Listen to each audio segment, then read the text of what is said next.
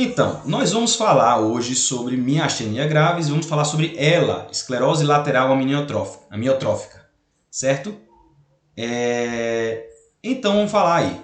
Vamos falar sobre miastenia graves. Então, como a gente sabe, a miastenia graves ela é uma enfermidade da união da placa neuromuscular, da união neuromuscular, né? Ela vai se caracterizar, e é muito característico, que ela vai ser muito clara em músculos pequenos. A gente vai observar essa debilidade muscular progressiva à medida que vai se utilizando a musculatura na musculatura pequena.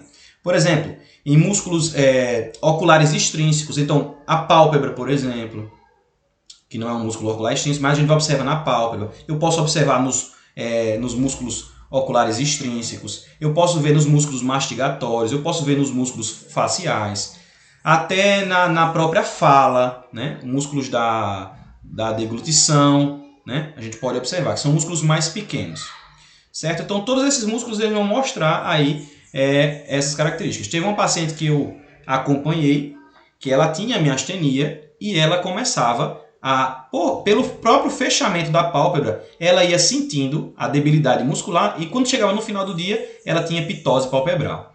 Então, agora, uma característica da miastenia graves é que ela melhora a sua qualidade motora à medida que o paciente descansa. Então, o paciente descansa e aí melhora o motor. O que acontece? Por que acontece essa miastenia graves? É porque existem anticorpos produzidos contra os receptores nicotínicos pós-sinápticos de acetilcolina. Então, esses receptores que vão captar e vão interagir com a acetilcolina, eles são destruídos por causa dessa imunoglobulina G, que é produzida, esse autoanticorpo contra esses receptores. Então, o que acontece? Não consegue receber a acetilcolina e tem essa debilidade muscular progressiva. E cada vez vai ser pior, porque os anticorpos vão se produzindo, vai se destruindo receptores e cada vez que vai passando o tempo vai piorando essa clínica, certo? Então, atinge geralmente, pode atingir homens e mulheres, mas em diferentes faixas etárias. As mulheres aí mais ou menos entre 20 e 30 anos, mais jovens, e os homens quando eles são afetados é mais ou menos entre 50 e 60 anos, então homens mais velhos, mulheres mais jovens e homens mais velhos, certo? E o que é interessante dessa enfermidade também é que ela se apresenta com uma clínica, que a gente vai falar um pouquinho sobre isso, mas também se apresenta em forma de crise miastênica, certo? Então o paciente pode ter a miastenia graves e também pode ter as crises miastênicas, que são emergências neurológicas. Então tem algumas coisas que são emergências neurológicas e a crise miastênica é uma das emergências, certo? Então a gente tem, por exemplo, paciente ele tem diplopia, pitose palpebral, que eu falei para vocês, disfonia, caída da cabeça, ele pode ter a caída da cabeça, né? Lembrar que como a gente falou, a fraqueza muscular ela é flutuante. Ela começa, vai progredindo durante o dia, mas depois normaliza. Com descanso ela normaliza, certo? E aí esse paciente ele tem afecção principalmente aí da musculatura proximal. E ela é de forma assimétrica, tá? Quanto maior a utilização do músculo, maior vai ser a debilidade, certo? Não tem afecção sensitiva, restrito apenas o motor, e aí não tem alteração de reflexos e também não tem alteração de esfínteres. Tá? Então é restrita a musculatura, ali a placa motora e os receptores de acetilcolina. Certo? É isso que acontece. Então o paciente vai ter debilidade, principalmente proximal, ou então debilidade de músculos pequenos. E aí, com essa debilidade, ela vai ser progressiva durante o dia, mas com o repouso ela melhora. Então é uma debilidade que ela é flutuante, tá? E cada vez vai ser pior à medida que vai destruindo mais receptores. Certo? Os receptores. Existem aí, então, as crises miastênicas. O que esse paciente ele vai ter? A crise miastênica, o paciente ele apresenta alterações que são desencadeadas por emoções ou por infecções, por exemplo, ou então algum uso de alguma droga, algum fármaco, ou então situações que levem a um estresse físico ou emocional. Tá? Por exemplo, a gravidez pode ser um desencadeante para essas crises miastênicas. Certo? O paciente, por exemplo, pode apresentar até parada respiratória, dispneia, taquicardia, hipertensão arterial, né? Incapacidade de poder mobilizar secreções. né? A disfagia, debilidade muscular. E tudo isso acontece desencadeado por algum agente estressante ou então um estresse emocional. É isso que acontece, uma infecção, alguma coisa que vai desencadear essa crise, certo? É uma emergência, como a gente falou. E o paciente, o que é que vai acontecer? Ele vai ter, ou vai ter compromisso da respiração, ou vai ter compromisso da deglutição e vai fazer com que esse paciente ele necessite aí ter essas funções mantidas artificialmente. Então ele vai precisar de ventilação respiratória, ele vai precisar de sonda, alguma coisa ele vai precisar porque esse paciente está emergente, né? Um tratamento de emergência. Então qual é, que é a nossa conduta? Então, se necessitar se for uma afecção mais respiratória, então pode ser o CPAP nasal ou então a própria intubação, né? Esse paciente pode necessitar. Se o paciente tiver afecção gastrointestinal, então pode ser que ele precise de sonda nasogástrica. Não é isso? E o tratamento aí, no caso, é porque esse paciente ele apresenta um nível de anticorpos muito alto. Né? Com o que a gente faz quando o paciente ele tem uma alteração autoimune que apresenta o anticorpo muito alto? A gente faz o quê? A gente faz plasmaférese. Plasmaférese e gama-globulina hiperimune, tá? Nós fazemos plasmaférese e gama-globulina hiperimune. Esse vai ser o tratamento para as crises miastênicas. Certo? Então, como é que a gente faz aí o diagnóstico? O que a gente pede aí para esse paciente que tem miastênia? Miastenia, né? Nós vamos fazer exames que vão descartar outras causas, é importante, né? Mas os exames específicos vão ser os anticorpos, né? Os anticorpos, o ACRA, que é esse que a gente falou, receptor contra o receptor, né? Nicotínico da pós-sinapse, que a gente chama de ACRA, e o anti-MuSC. São os dois anticorpos que a gente vai ter que podem estar positivos. Estando negativos, não quer dizer que esse paciente não tenha miastenia, porque o diagnóstico, principalmente, ele é clínico, tá? O diagnóstico é clínico, mas aí eu faço os anticorpos para saber aí se esse paciente tem. Outros exames que eu posso fazer também por exemplo, os exames de imagem. Eu posso fazer a tomografia e a ressonância, certo? Para ver o tórax, para ver principalmente o timo, tá? O timo, porque o timo ele está associado, relacionado com essa enfermidade, tá? Por exemplo, pela produção dos anticorpos, né? A perda de tolerância ao receptor de acetilcolina, né? Então a gente pode encontrar, por exemplo, hiperplasia do timo, ou então um tumor de timo. A gente pode encontrar nesses exames de imagem. Outro exame também que é utilizado é a eletromiografia. A eletromiografia também é utilizada. E a principal prova clínica que nós utilizamos aí para poder saber se esse paciente ele tem ou não miastenia graves é uma prova farmacológica, tá? Prova farmacológica, a prova aí do cloridrato de hidrofônio, mas também pode ser utilizada a neostigmina. Então a gente vai fazer um teste terapêutico. Esse paciente ele vai receber o fármaco, né? Ou o hidrofônio ou a neostigmina. Também pode ser utilizado outro fármaco, né? Mas aí eles têm eles têm durações diferentes, né? No corpo. O tempo de vida média deles é diferente, então o mais preconizado é o cloridrato de hidrofônio. E aí o paciente vai responder ao fármaco, melhorando aí melhorando essa debilidade muscular, certo? Então é utilizado esse fármaco. O tratamento é a piridostigmina, e se o paciente tiver hiperplasia de timo ou tiver tumor de timo, pode ser feita a timectomia, mas existem pesquisas que relatam que a timectomia, mesmo em ausência do tumor de timo e da hiperplasia de timo, pode ser feito a timectomia, mesmo que não haja nenhum dos dois, porque aí ele tem uma porcentagem de remissão quando se faz a timectomia da miastenia graves. Então a timectomia é um tratamento preconizado mesmo em ausência do tumor de timo ou da hiperplasia de timo, tá certo? Então a piridostigmina e mais a timectomia. Nos casos aí de pacientes que são refratários ao tratamento com piridostigmina, nós podemos utilizar corticoides também. Corticoides são tratamentos preconizados, inclusive até imunossupressores. Então, a piridostigmina é o primeiro tratamento. A timectomia, ela tem um índice de remissão quando se faz a timectomia, mesmo em caso de ausência da hiperplasia do timo ou de tumores de timo. Eu posso fazer uso de corticoides, posso fazer imunossupressão e também, nos casos de crises, né, crises miastênicas, a gente pode fazer uso, como a gente já falou, da plasmaférese e da gama-globulina hiperimune. Tá? São os tratamentos aí preconizados. Certo? Existe também aí uma outra alteração, certo? Que é um síndrome paraneoplásico que está associado à miastênia gravis, que é a síndrome de Lambert-Eaton. Se vocês já ouviram falar, síndrome de Lambert-Eaton, né? Essa síndrome de Lambert-Eaton, ela causa uma debilidade da cintura escapular e às vezes da cintura pélvica, tá?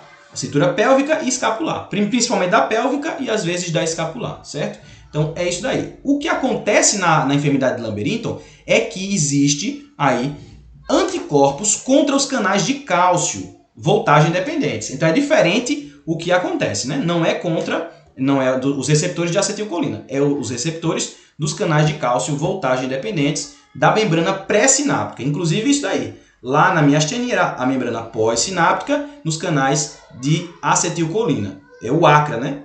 E nesse daqui, na síndrome de Lambert-Eaton, a gente tem uma alteração nos canais de cálcio voltagem dependentes pré-sinápticos, não os pós-sinápticos. Certo? E aí causa essa debilidade da cintura escapular. É um síndrome paraneoplásico. Então, em quem é que a gente vai buscar esse síndrome paraneoplásico? Em pacientes que tenham algum tumor. Por exemplo, tumor de pulmão de células pequenas, câncer de próstata, né? Ou outros aí. O tratamento para esse daí vai ser a extirpação do tumor, né? Dependendo do tipo de tumor, pode ter químio, pode ter rádio, certo? Então, o tratamento do tumor, porque é um síndrome paraneoplásico. Como é que eu faço diagnóstico? Eu faço a eletromiografia e eu vou observar essa debilidade muscular causada aí por causa dessa destruição dos canais, certo? Beleza? Mas contra os canais de cálcio, não os receptores, não é contra os receptores de acetilcolina, é contra os canais de cálcio pré-sinápticos, certo? Síndrome de Lambert-Eaton ou Eaton-Lambert, né? Aí chama como você quiser chamar, tá? Vamos fazer questão? Fácil. Não é muita coisa não, é simples. A maioria das questões elas vão estar associadas com a clínica e o diagnóstico. Você vai ver aí, ó, como é que são as questões de miastenia. Vamos ver aqui. Ó. 44 questões, deixa eu colocar aqui, para que ninguém tenha dúvida. Vou escrever aqui, ó, questões na bio. Baixem. Certo? Então nós falamos que a miastenia era uma alteração que se dava na placa motora, que pegava aí, então a alteração motora. Não atinge sensitivo, não atinge reflexos, não atinge nada disso. Né? Vai ser uma alteração motora. É uma alteração motora que atinge, você vai observar ela principalmente nos músculos menores, né? Porque eles são fatigáveis mais rapidamente. Então, você vai ter pitose palpebral, alteração na musculatura ocular extrínseca. E existe também as crises miastênicas, que são aqueles pacientes mais graves, que apresentam alteração da deglutição e alteração da respiração. Ou um ou outro, ou os dois. E aí você vai ter que fazer um tratamento com internação em UTI, e aí vai ter que suprir essa necessidade fisiológica de forma automatizada. Né? Você vai passar sonda, ou você vai fazer respiração aí com CPAP, ou então até intubação desse paciente. Respiração mecânica, tá certo? Vamos fazer aqui a questão. Deixa eu fixar o comentário que eu esqueci. Pronto, vamos lá. Questão 44, diz assim, ó. Paciente de 36 anos, sexo feminino, queixa-se de visão dupla há 3 semanas. Não procurou atendimento, pois houve melhora do quadro após 2 dias. Ó, estranho, né? Paciente teve visão dupla, diplopia, e depois teve melhora. Sem nada. Geralmente, quando a gente tem visão dupla num paciente maior, a gente pode ter visão dupla na criança, né? Não é exatamente? Porque existe o estrabismo. Mas paciente mais velho com visão dupla, estranho. Se fosse persistente, a gente poderia pensar em um tumor. Mas é uma visão dupla que melhora sozinha. Estranho, né? Vamos ver aqui. Porém, há 5 dias os sintomas retornaram associados a cansaço e dificuldade de subir escadas. Olha que interessante. Então, apresenta debilidade muscular. Ao exame neurológico, apresenta-se vigio, paraparesia crural de predomínio proximal, fala empastada, ó, alteração da fala, né? O sexto nervo craniano bilateral e semiptose palpebral esquerda, ó, assimétrico, tá vendo? Uma alteração muscular, restritar a musculatura, assimétrico. Qual o seu diagnóstico provável e qual exame seria adequado para a elucidação diagnóstica? Então, eu tenho uma alteração que ela é motora, que ela piora com o tempo e que ela melhora sozinha no decorrer aí, né? AIDP, líquor, letra B, lesão neoplásica em fossa posterior, ressonância magnética do crânio. Letra C, síndrome de Miller-Fisher, líquor. Letra D, miastênia gravis, eletromiograma, né? E letra E, intoxicação exógena, screen toxicológico. Como a gente está no tema, a gente já sabe que vai ser miastenia gravis, não é isso? Mas por que a gente não poderia responder, por exemplo, que é uma neoplasia de fossa posterior e não fazer uma ressonância magnética? Porque a gente falou, lesões de massa, geralmente elas vão dar alterações que são persistentes no tempo, não é? Não são lesões que vão acontecer e vão parar, certo? Essas outras lesões aqui, a gente tem aqui, qual? Essa aqui, ó, síndrome de Miller-Fisher, AIDP são polirradiculoneuropatias, né? Quando a gente tinha polirradiculoneuropatia, a gente tinha o quê? Alterações sensitivas e motoras associadas, né? Às vezes até alterações autonômicas. Então, letra A e letra C, síndrome de Miller-Fisher, a gente não vai dizer que está certo, porque a gente teria outras características associadas. Intoxicação exógena, screening de toxicológico. Então não tenho nada aqui que me diga que essa paciente ela apresentou intoxicação. Não tenho nenhuma característica que pudesse dizer na questão que ela apresentou uma intoxicação. E não existe nada característico aqui de intoxicação. Por exemplo, não existe nenhum síndrome associado aí, que a gente poderia ter intoxicação exógena, por exemplo, né? Por exemplo, poderia ter um síndrome, não sei, colinérgico, adrenérgico, e não tem nada disso aqui. Então, por isso não seriam as outras. Miastenia graves, porque é as características que a gente já falou aqui na nossa live. Então, letra D. Resposta letra D do 44. Falei porque não seria as outras, certo? E aí, a gente chegou no diagnóstico letra D, certo? Vamos lá. 45. Uma mulher de 42 anos procurou atendimento médico por estar apresentando diplopia recorrente.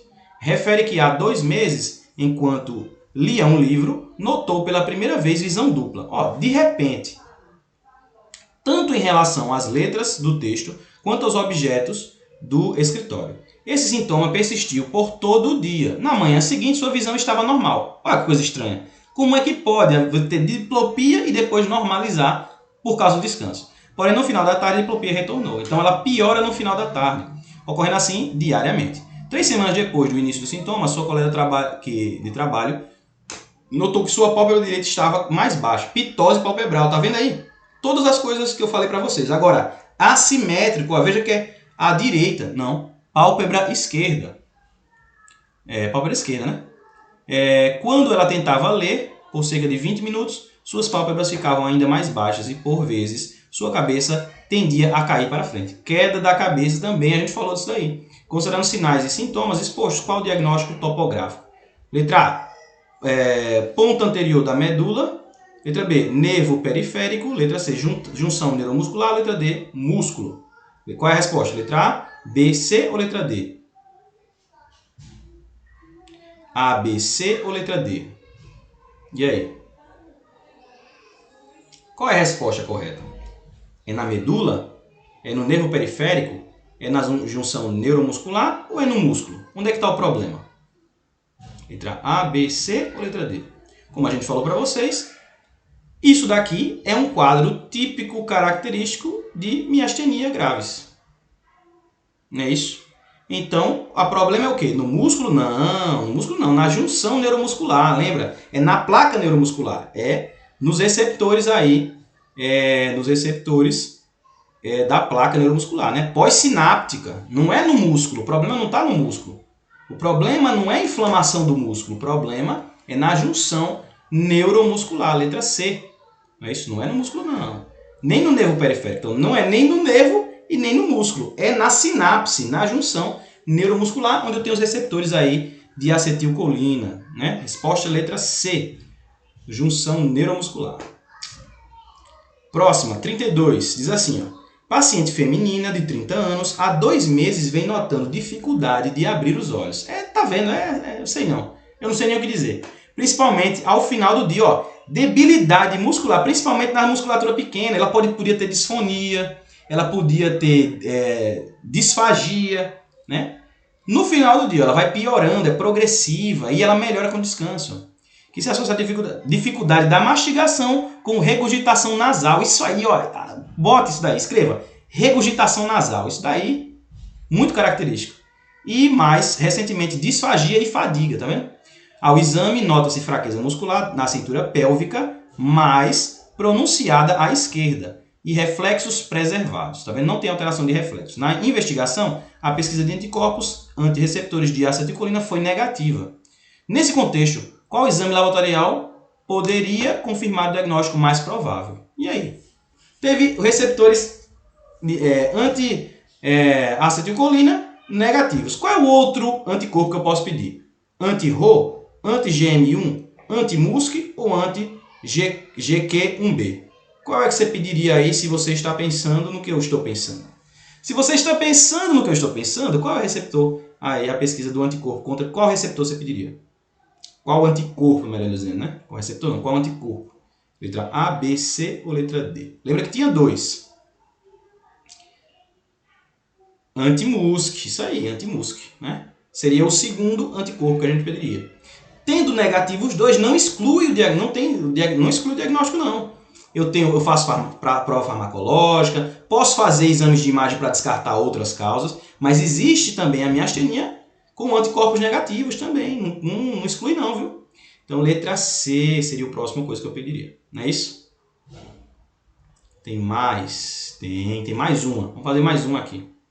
38, diz assim, ó. Paciente de 26 anos com diagnóstico de miastenia graves. Ele já disse o que ele tinha, miastenia graves. Foi internado com insuficiência respiratória aguda. O que é isso daí? Crise miastênica, sendo submetido ao tratamento com plasmaféresis. Ó, crise miastênica. Em relação à miastenia grave, marca a alternativa correta. Letra A. Ocorre um distúrbio pré-sináptico. Letra B. Ocorre baixa liberação de acetilcolina. Letra C. Ocorre aumento dos receptores de acetilcolina. Ou letra D. Ocorre redução dos receptores de acetilcolina. Tá vendo que as questões dá vontade de você deixar, dizer não, vou responder não, vou deixar para lá. Porque é tão fácil a questão, ela mostra para você, ela quer saber o diagnóstico, ou então ela pergunta os anticorpos, tá vendo? É coisa simples, não pergunta para você o tratamento, né? Não pergunta o tratamento, ela pergunta para você o diagnóstico, coisa simples, tá? Então diga aí, qual seria a resposta correta? A fisiopatologia, letra A, B, C ou letra D?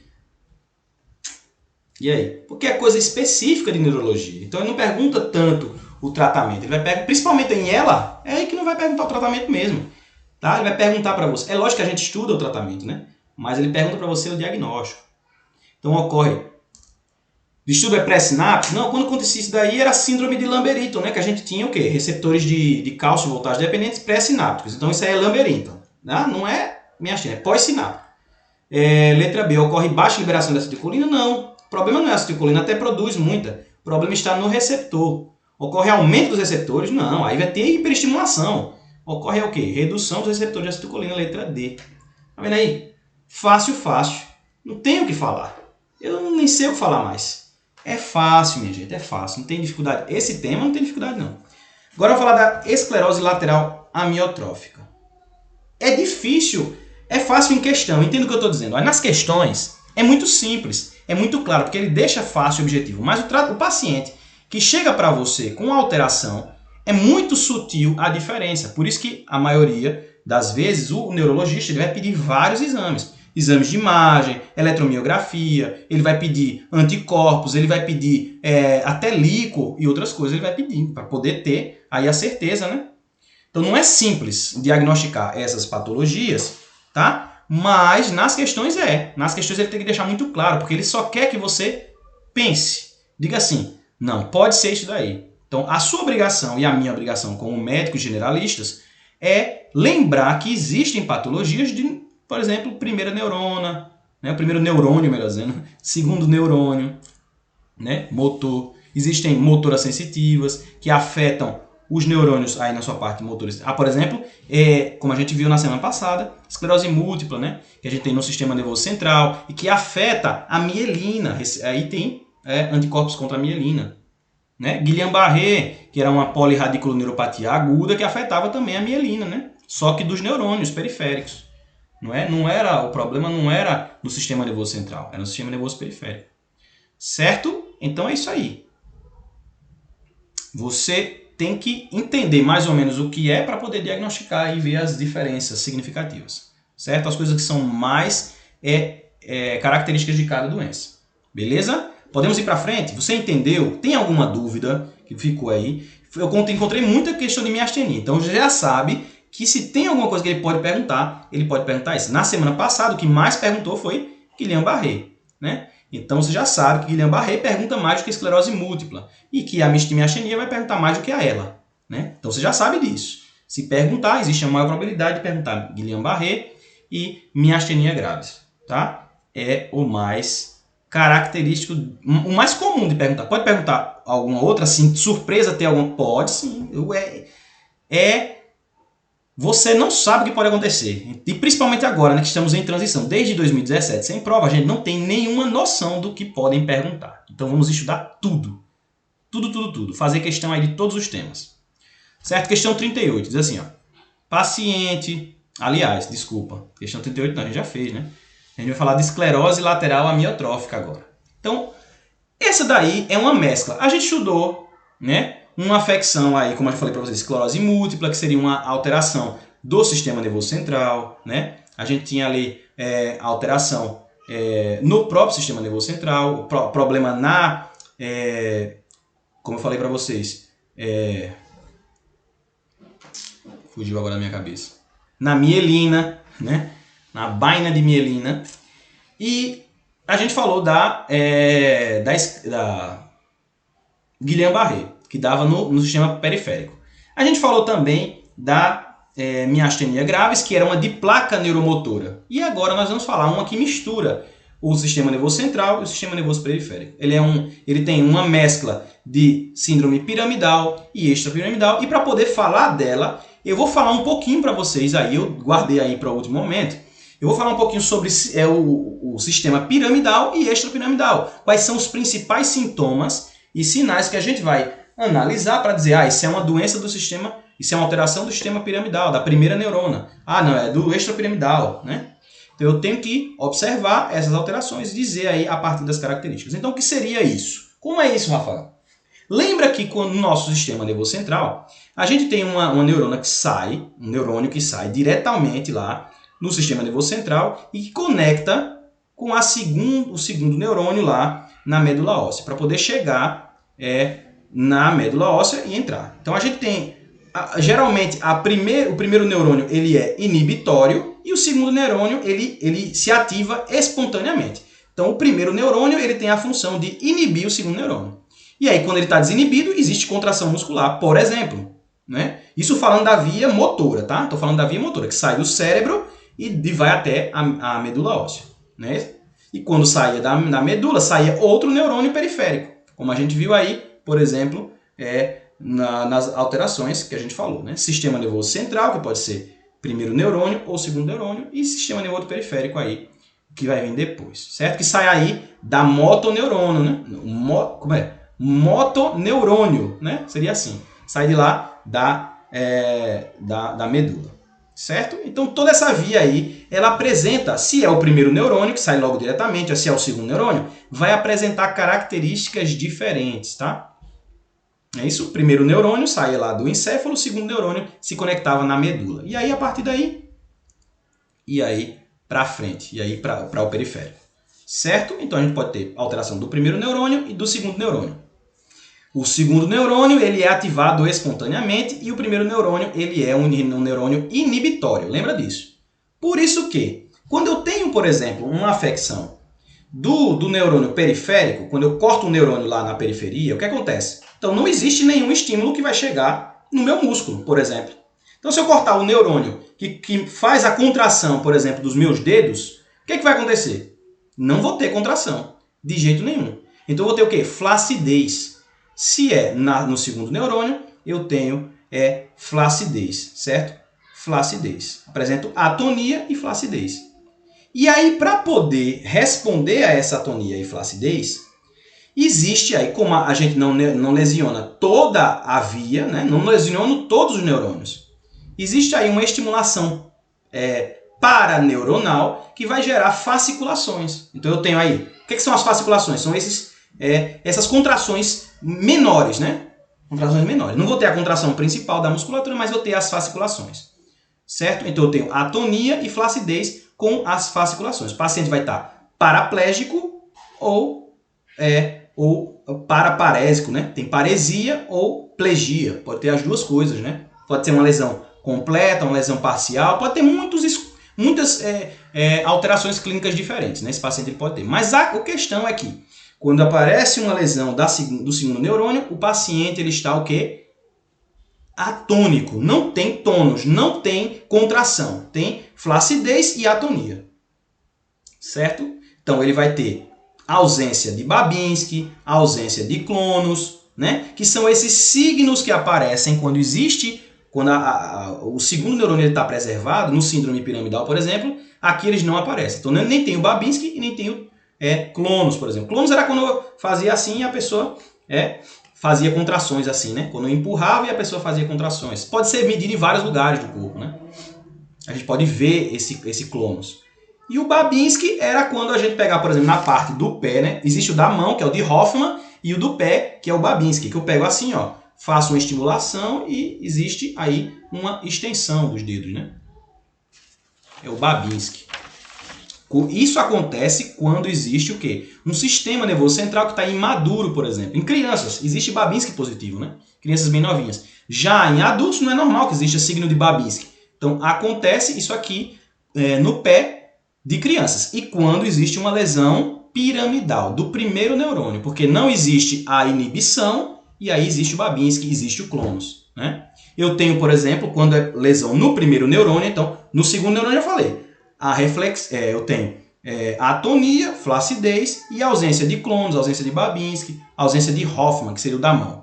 Quando eu tenho de primeiro neurônio, o que eu vou ter? Eu vou ter o contrário. Eu vou ter espasticidade. É o que a gente diz, rigidez. Então eu tenho o signo da navalha, lembra? Aqui está o paciente rígido, aí de repente ele solta de vez, ó. Tchá!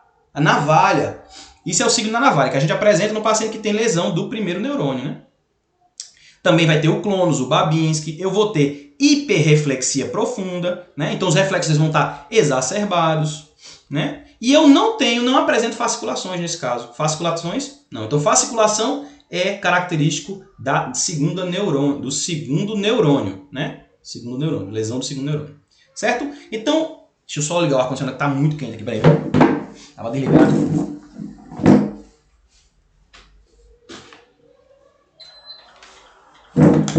Eu tô aqui trancado, com um monte de luz na minha cara. Aí fica o calor. Deixa eu botar para gelar aqui. Conta de energia é caro, a gente não pode estar ligado direto, né? Certo. Então falei do síndrome que é piramidal e do extrapiramidal. Primeiro neurônio, segundo neurônio. Certo? Essas são as características aí de cada um deles. Lembra que no segundo neurônio você vai cortar totalmente a via. E esse é o neurônio que é motor mesmo, né? Ele não é um neurônio inibitório. E aí, o que acontece é que você perde totalmente a contração muscular, certo? E vai existir as fasciculações. No primeiro neurônio, você tem hiperreflexia, espasticidade e signo da navalha, com Babinski positivo, com clonus positivo, e aí vai, tá? Isso é que é o importante da gente saber. A esclerose lateral amiotrófica, então ela é uma debilidade degenerativa primária, que pode afetar, os neurônios motores, certo? Mas que pode afetar a via do primeiro neurônio e do segundo neurônio, tá? Pode afetar os dois. E ele é um transtorno também, e como os outros, progressivo, tá? Que ele vai perdendo os neurônios motores aí, do cérebro, do tronco do encéfalo e da medula espinhal. Ele perde neurônios, diferente dos outros, que afetava a mielina. Esse daqui ele perde o neurônio. Tá? Vai perdendo aí o neurônio. Então, a clínica, como é que é a apresentação clínica da ELA? É assim, ó. Primeiro acontece uma debilidade nas extremidades. No paciente pode ter disartria, disfagia, refluxo nasal. Lembra que a gente falou que era característico? Porque isso é uma característica de debilidade muscular, que pode acontecer nas duas. Então, síndromes motores estritos, não é isso? A gente falou da ELA e falamos antes da miastenia, né? Da miastenia grave. São motores estritos, não afetam neurônios sensitivos, eles afetam motores. Esse aqui afeta o neurônio e o outro, a miastenia graves, afetava na placa neuromuscular, tá? Então é isso aí, ó. Diferente, né? Então no começo parece igual, mas esse daqui vai afetar outra musculatura. Não é característica a gente ver pitose palpebral aqui na esclerose lateral amiotrófica. Afeta principalmente os membros, né? Então eu tenho uma afecção que é distal e também é assimétrica. Lá na miastenia também, né? Era assimétrica, aqui também é assimétrica. Se você tem uma dificuldade na mobilidade de membros, forma distal, mas assimétrica. Lembra que lá na miastenia ela era proximal e aqui ela é distal, né? Afetava principalmente a musculatura proximal e aqui afeta a distal. Certo? Os primeiros sintomas, então, eles são a debilidade das extremidades. É isso que vai acontecer. Então, o paciente vai ter, posteriormente, atrofia, porque não vai ter o uso dessa musculatura e vai gerar a atrofia muscular. Como último de tudo, esse paciente ele vai ter um signo muito característico aí, que são as câimbras. São signos característicos, as câimbras. Certo? Com a evolução, aí esse paciente vai apresentando cada vez mais debilidade. E lembra, lá nas crises miastênicas, a gente tinha a insuficiência respiratória, que ela era uma crise, era uma de forma aguda. O paciente, de repente, tinha uma insuficiência respiratória. Aqui não. Aqui o paciente vai definhando, atrofiando, perdendo musculatura durante anos. E aí depois ele chega numa síndrome que a gente chama de síndrome do encarceramento. O paciente ele fica preso no próprio corpo. Ele só consegue mexer os olhos. Fica lá totalmente paralisado, porque não tem musculatura e não tem mais a via motora. Tá? Já entra nessa síndrome no encarceramento. Né? Ou então, dependendo aí do país, se chama de outro jeito, né? Síndrome do encarceramento. O diagnóstico ele é clínico, né? Então você vai ver, no exame físico inicial, você vai ver essa debilidade da musculatura distal. Então você pode, por exemplo, ver fasciculações na língua. É uma coisa que você pode ver, né? Para confirmar, você tem que pedir o eletromiograma para poder confirmar e ver aí pelo menos dois músculos, melhor, pelo menos 3 músculos de um dos membros, né? Pelo menos 2 membros, cada membro você vai ver 3 músculos aí, pelo menos, para poder diagnosticar. E aí você tem alterações que são características. Por exemplo, você vai ver ondas muito grandes, né? Você tem aquela unidade motora gigante, né? Amplitude de onda muito grande. Você vai ter ondas agudas positivas. Você vai ter os potenciais de fibrilação, né? E você tem aí isso daí. Você tem que pedir outros exames? Sim. Por quê? Porque você precisa descartar alterações como a esclerose múltipla também, que causa também essas alterações musculares associadas com as sensitivas também. Mas você tem que descartar. Como é que você descarta? Pedindo, por exemplo, uma ressonância magnética. Ou então lesões focais do cérebro. Você pode pedir também, né? Pode pedir por uma ressonância magnética, de coluna, de encéfalo, né? Para descartar essas lesões aí estruturais. Tá? Então, é isto que você pede. Né? Você pode pedir laboratório também para descartar outras patologias, mas tudo como diagnóstico diferencial. Porque pode existir, por exemplo, causas metabólicas que possam mimetizar esse quadro, ou então outras causas estruturais, ou então causas imunológicas, inflamatórias que você pode estar associado também. Qual é o tratamento? Já é muito específico falar de tratamento de ELA para a gente aqui. Mas tudo bem. O tratamento aí vai ser um tratamento paliativo, porque não existe cura. O que você pode fazer é brecar o desenvolvimento da doença. Existe um fármaco aí, que ele é um antiglutamatérgico, certo? Ele inibe a liberação pré-sináptica de glutamato, que é o que faz, teoricamente, ajuda a progredir a enfermidade.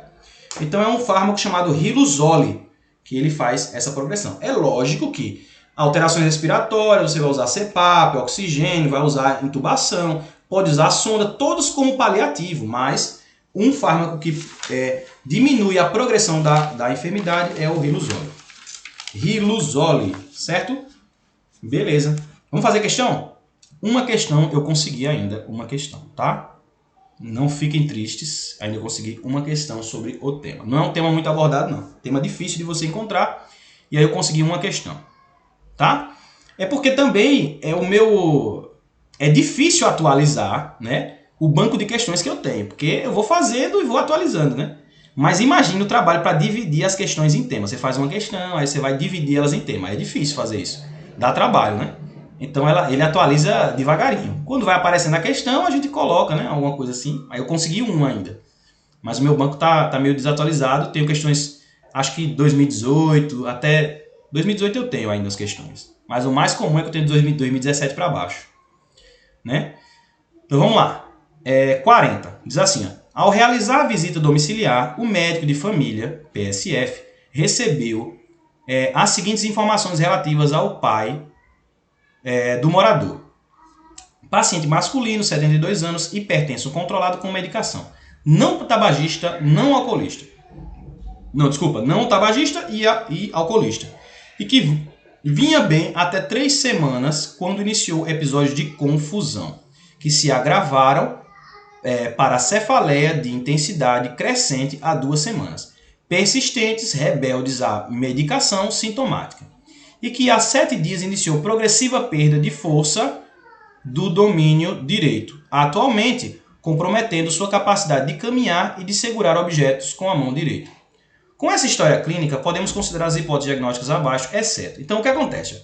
Esse cara teve uma perda súbita. O que eu vou pensar? Um paciente aí que é hipertenso, que é idoso, que do nada, vinha bem há 3 semanas, iniciou episódios de confusão, que começaram com cefaleia de grande intensidade há 2 semanas. O que eu vou pensar? Eu posso pensar em muita coisa, né? Eu posso pensar que o paciente tem uma hemorragia, eu posso pensar que ela tem uma lesão de massa, eu posso pensar em um monte de coisa.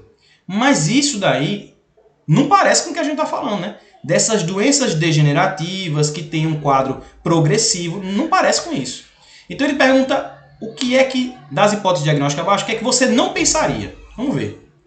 Hematoma subdural crônico, neoplasia intracerebral, esclerose lateral amiotrófica, letra D, abscesso intracerebral. Como eu falei para vocês, uma lesão expansiva ele poderia criar esse quadro aí. Uma hemorragia poderia criar esse quadro, porque é uma lesão que vai ali, uma hemorragia que vai estar restrita, ela vai gerar um quadro de confusão, de hipertensão intracraniana, não é isso?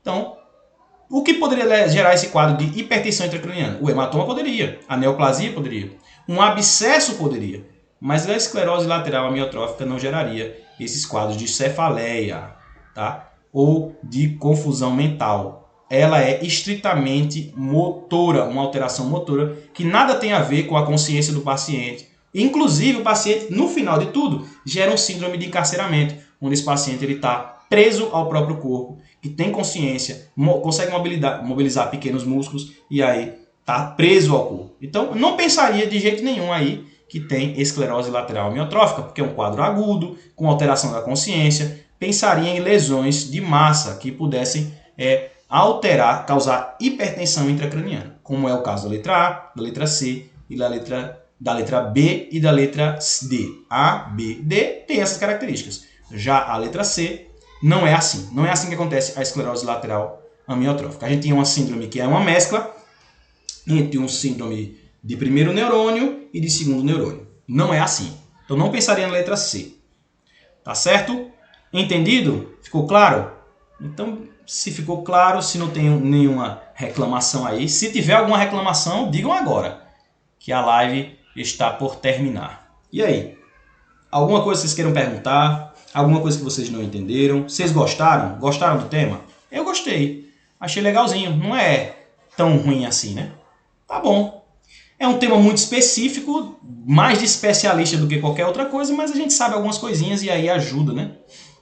E aí, gostaram? Digam aí pra mim. Se vocês gostaram, digam que gostaram. Pelo menos dá uma animada, né? Eu gostei. Mais ou menos. Não, foi uma... Diga aí o que vocês acharam. Tudo bem com vocês? Tudo certinho? Podemos encerrar a live? Tem alguma dúvida? Então é isso, galera.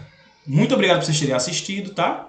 até a nossa próxima live. Qualquer coisa, mais tarde vai estar lá no YouTube, se você quiser dar uma olhada, se quiser mostrar para alguém, fique à vontade. Tchau para vocês, uma boa noite, bons estudos. Para você que está no YouTube, não se esquece de curtir, compartilhar esse vídeo, de mandar para o máximo de pessoas que você puder mandar. Fique à vontade aí, se você tem alguém que você gostaria de mandar esse vídeo. Também não se esquece de comentar aqui. Quando você comenta, o YouTube ele diz assim: eita, esse vídeo é bom, vou mandar para outras pessoas. Aí vai e manda. E também de se inscrever no canal, tá? É muito importante que você esteja inscrito e ative as notificações, né? Você clica lá no sininho e coloca para receber os vídeos, né? Ativar as notificações, porque aí você recebe na sua caixa de vídeos. Todo dia a gente vai colocando vídeo, todo dia exceto sábado e domingo, né? Às vezes eu posso colocar algum vídeo no sábado e domingo, mas geralmente segunda a sexta. De segunda a sexta tem vídeo, você tá vendo aí que a gente tá tentando fazer 2 lives por dia e toda vez a gente tem aqui, tá? Então se você tá se preparando para o Revalida, é legalzinho. Os vídeos são bonzinhos, não são tão bons assim, mas dão para ajudar aqueles que estão precisando, tá? Muito obrigado por tudo e até o próximo vídeo.